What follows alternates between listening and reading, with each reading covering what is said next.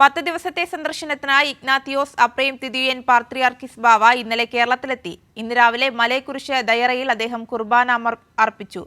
വൈകിട്ട് 3:30 പാത്രിയാർക്ക സെന്ററിൽ നടക്കുന്ന യാക്കോബായ സുറിയാനി സഭയുടെ സിനഡിലും പാത്രിയാർക്കിസ് ബാവ പങ്കെടുക്കും. തിയോഫിൻ കൂടുതൽ വിവരങ്ങളുമായി ചേരുന്നുണ്ട്. തിയോഫിൻ, അദ്ദേഹത്തിന്റെ പരിപാടിയുടെ ക്രമീകരണങ്ങൾ ഏത് രീതിയിലാണ്? ഒപ്പം 3:30 നടക്കുന്ന സിനഡിലും അദ്ദേഹം പങ്കെടുക്കുമെന്ന് മനസ്സിലാക്കുന്നു.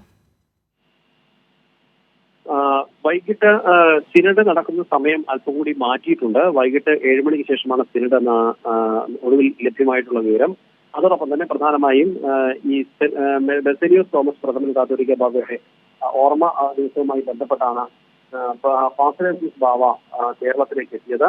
അതിന്റെ ചടങ്ങിൽ പങ്കെടുക്കുക. അതോടൊപ്പം തന്നെ 10 ദിവസം സിനഡ് ഉൾപ്പെടെയുള്ള കാര്യങ്ങൾ സഭാ തർക്കവുമായി ബന്ധപ്പെട്ടൊരു നിർണായക തീരുമാനങ്ങൾ എന്തെങ്കിലും എടുക്കേണ്ടതുണ്ടെങ്കിൽ അതോടൊപ്പം തന്നെ സഭയുടെ പുതിയ ബാവയെ, കാത്തോലിക്ക സഭയുടെ ബാവയെ തെരഞ്ഞെടുക്കുക, അത്തരം കാര്യങ്ങൾ കൂടിയുണ്ട്. മലയെക്കുറിച്ച് ജയറായിൽ പാത്രിയാർക്കീസ് ഇന്ന് രാവിലെ അവരുടെ കുർബാന സമർപ്പിക്കുന്നതിനിടെ പ്രസംഗത്തിനിടെ ജോസഫ് മാർ ഗ്രിഗോറിയോസ് കാത്തോലിക്ക സഭയുടെ പുതിയ ബാവയാകുമെന്നുള്ള അറിയിപ്പ് കൂടി അദ്ദേഹം നൽകിയിരുന്നു. അതോടൊപ്പം തന്നെ നേരത്തെ ഒരു തീരുമാനം ഇക്കാര്യത്തിൽ എടുത്തിട്ടുണ്ടെന്ന് ആ കാര്യം കൂടി സൂചന നൽകിയിട്ടുണ്ടായിരുന്നു ബാവയുടെ പ്രസംഗം.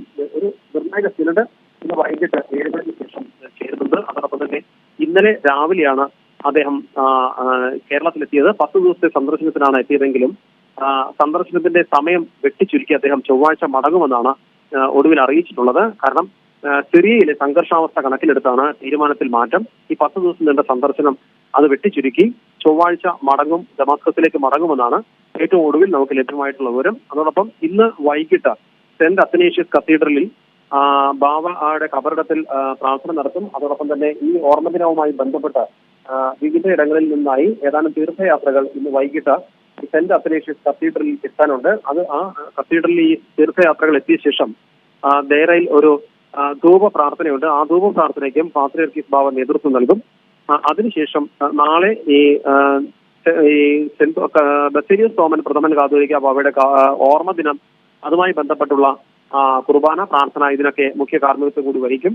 മറ്റന്നാൾ അദ്ദേഹം മടങ്ങുമെന്നാണ് ഏറ്റവും ഒടുവിൽ ലഭ്യമായ വിവരം. കാരണം 10 ദിവസത്തേക്കാണ് ആദ്യം സന്ദർശനം പദ്ധതി ഇട്ടിരുന്നത് എങ്കിലും ഈ നിർണായകത്തിൽ സിറിയയിലെ സംഘർഷത്തിന്റെ പശ്ചാത്തലത്തിൽ അദ്ദേഹം ചൊവ്വാഴ്ച മടങ്ങുകയാണെന്നാണ് ഏറ്റവും ഒടുവിൽ ലഭ്യമായിട്ടുള്ള വിവരം. ശരി, തിയോഫിനാണ് വിവരങ്ങൾ നൽകിയത്.